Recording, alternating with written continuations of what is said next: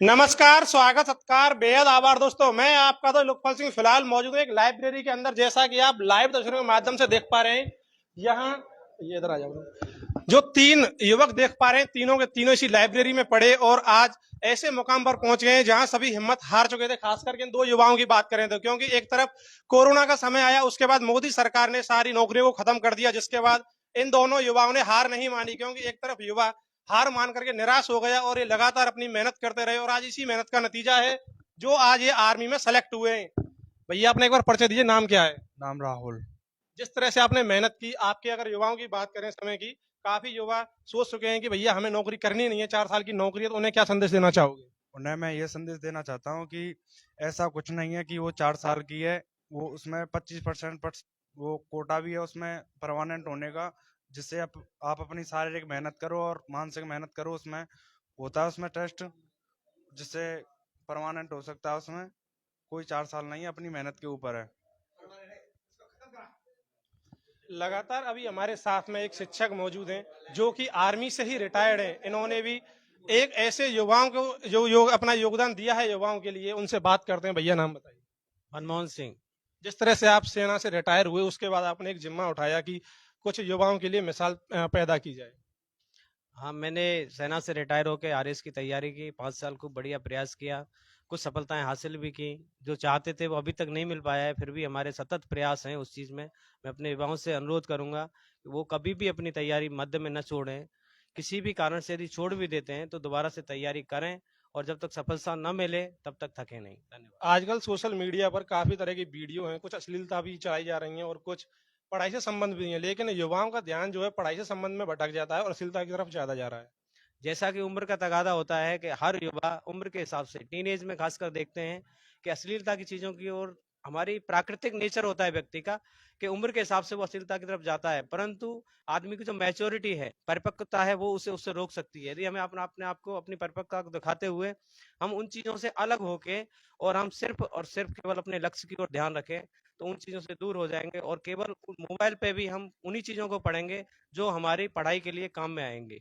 आपने इसी लाइब्रेरी से तैयारी की। अगर अगर हमने देखा है, भरतपुर जयपुर की बात करें, लाइब्रेरियों के बाहर कुछ लड़के खड़े हो जाते हैं, स्मोकिंग करते हैं, ड्रिंकिंग करते हैं, तो इन हालातों में किस तरह से पढ़ाई करना संभव होता है?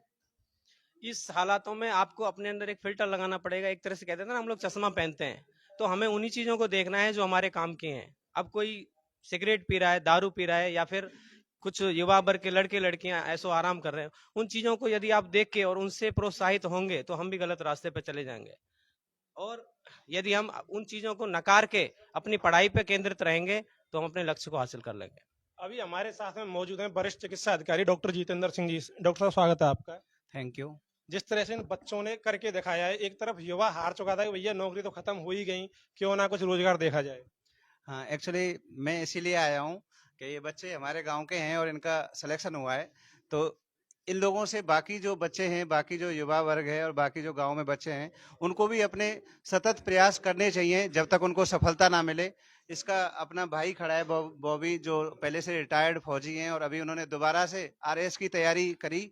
और इन्होंने अभी जैसा इन्होंने बताया कि इन्होंने 5 एग्जाम क्लियर करे। तो अगर बंदा सोच ले कि मेरे को करना ही है, तो उसको कोई भी नहीं रोक सकता। और मतलब जो भी वो पाना चाहता है, चाहे आईएएस बनना चाहता है, बट उस हिसाब से उसको मेहनत और प्रयास करने पड़ते हैं।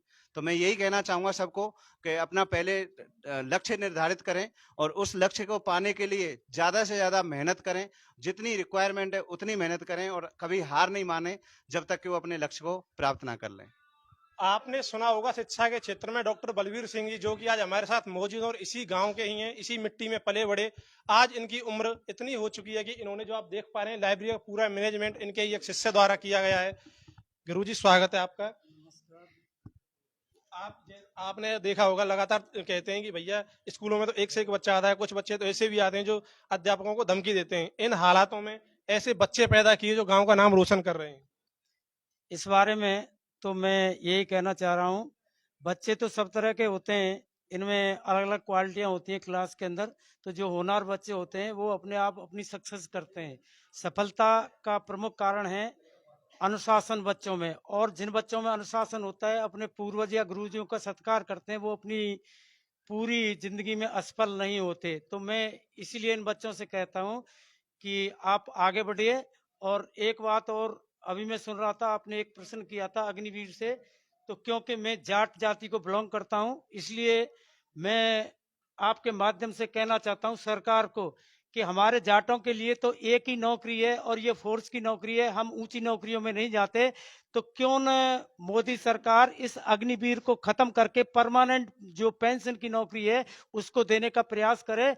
इससे जो 4 साल में युवा वहां अपनी जिंदगी बीते, कह रहे हैं 25% काफी थोड़ा होता है, सभी इतनी मेहनत नहीं कर पाते। जब पहले से ये व्यवस्था चली आ रही है कि सभी को पेंशन मिलनी चाहिए, तो क्यों न दोबारा इनको नौकरी में ढकेला जाए दोबारा। ये तो यही तुम्हारे आपके माध्यम से मैं पुनः सरकार से यह कहना चाहता हूं कि ये जो अग्निवीर योजना है इसको तो बिल्कुल समाप्त करके उखाड़ के फेंक देना चाहिए, यदि सरकार सुन रही हो तो।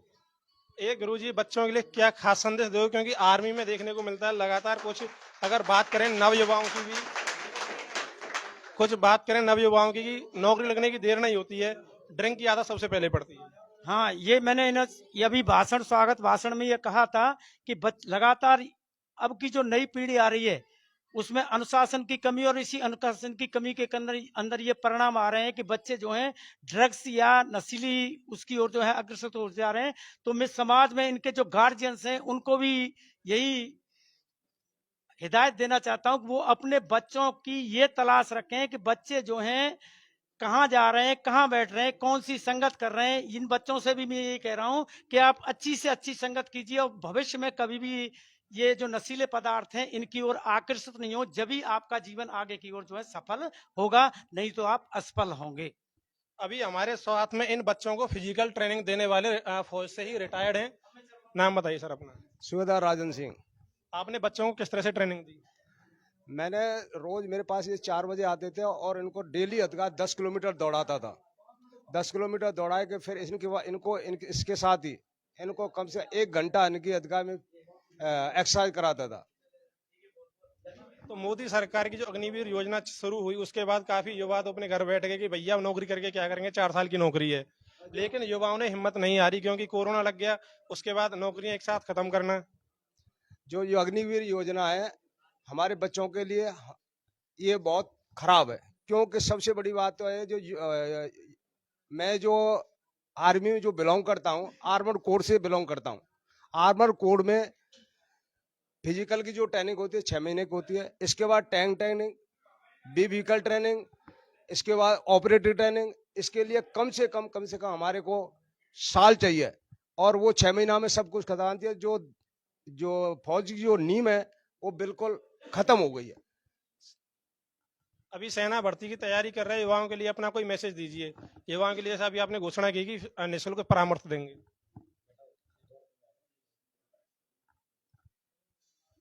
अभी हमारे साथ में मौजूद है ग्राम पंचायत सरपंच प्रतिनिधि जयसिंह फौजदार।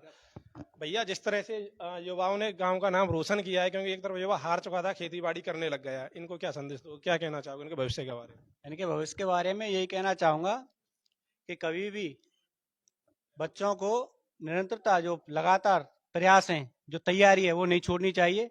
बीच में क्या है, जब से अग्निवीर ये योजना शुरू की है तब से बच्चों का मनोबल टूटा है, लेकिन करें तो करें भी क्या, बच्चों के पास कोई ऑप्शन भी नहीं है। इसलिए ये दोबारा से इन बच्चों ने कभी हौसला अपना कम नहीं होने दिया और ये लगातार तैयारी करते रहे। और मेरा तो मोदी सरकार से यही निवेदन है कि अग्निवीर को खत्म करके जो पहले रेगुलर भर्ती की जाती थी आर्मी की, ऐसे ही की जाए। और जिस तरह से ग्राम पंचायत की बात करें, युवाओं के लिए कोई ऐसा ट्रैक नहीं है जिसपे वो अपना फिजिकल वगैरह कर सकें, ऐसी कोई सुविधा नहीं है, तो ग्राम पंचायत की तरफ से कोई व्यवस्था करवाई जाए। करवाई जा रही है। ये ग्राउंड है, उसकी बाउंड्री हो चुकी है, स्कूल का ग्राउंड है, उसको साफ करके उस पर ट्रैक बनवाया जाएगा, बहुत जल्दी करवाया जाएगा। जैसे वर्षा का समय निकलेंगे इसके बाद कराया जाएगा। दोस्तों, युवाओं के लिए बहुत जल्द एक रनिंग ट्रैक तैयार किया जाएगा। वीडियो को शेयर करें और इन युवाओं के लिए आप क्या कहना चाहेंगे, क्योंकि इन्होंने वह मिसाल पेश की है। लगातार कहते हैं कि भैया जब गिरेगा ही नहीं तो उसे मतलब ऊपर कैसे उठेगा। ठीक उस बात को यहाँ पर सिद्ध करके दिखाया है, क्योंकि एक तरफ युवा हार चुका था और दूसरी तरफ युवाओं ने अपनी मेहनत नहीं छोड़ी। काफी विरोध प्रदर्शन हुआ अग्निवीर योजना को लेकर के, लेकिन अभी अग्निवीर योजना बता रहे हैं 4 साल की, उसके बाद क्या प्रोसेस रहता है? उसके बाद वो 4 साल के बाद उसमें वो एक फिजिकल टेस्ट होता है, उसको पास करना होता है। उस पास करने के बाद उसमें जो अच्छे अंक लाता है उसमें वो परमानेंट हो जाता है। तो सभी युवाओं को एक संदेश दीजिए जिससे कि वह अग्निवीर के प्रति भी अपनी तैयारियां जारी रखें। मैं सभी भाइयों से यही अनुरोध करता हूँ कि अपनी ज़्यादा से ज़्यादा ये नहीं समझें कि ये 4 साल की है, ये अपनी मेहनत पर ध्यान दें। और आर्मी एक बहुत बड़ी चीज़ है, देश सेवा है, जिससे आपको देश सेवा करने के लिए मौका मिले। और ज़्यादा से ज़्यादा ये नहीं समझें कि ये अग्निवीर है, 4 साल की है, ऐसा कुछ नहीं है। देश सेवा, अपना देश सेवा करें। तो दोस्तों कमेंट करके राय दें। जय हिंद, जय भारत।